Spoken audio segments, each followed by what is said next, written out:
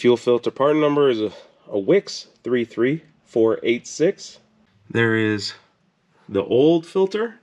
Here's the rear axle. This is the driver's side rear tire, and it's right there.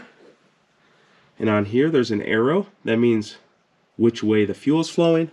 So the arrow points towards the engine. So I needed to get a flathead, take those hose clamps off, and then there's a 10mm holding the clamp that holds the filter to the body.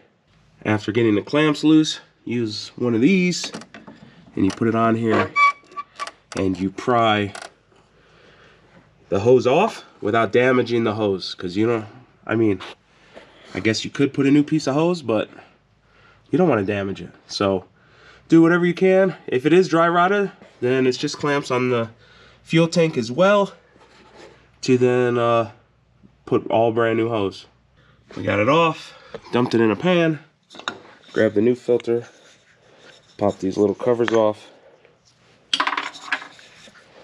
here and here, arrow towards the front. So we're gonna jam this guy back on here, put that clamp on, and then put that back up there. While you have it off, you might as well use a wire brush and like clean this thing off and clean this bolt off, just because it's already off. Just take the 5 seconds and clean it up. Stuff's all shiny now. I'm gonna reinstall this the way I took it off. Got everything reinstalled. Next thing you want to do is cycle the key about 5-6 times, get the air out of the system, and then you're going to start it, let it run, and you're going to come crawl under the vehicle and check for any leaks from one of these two hoses.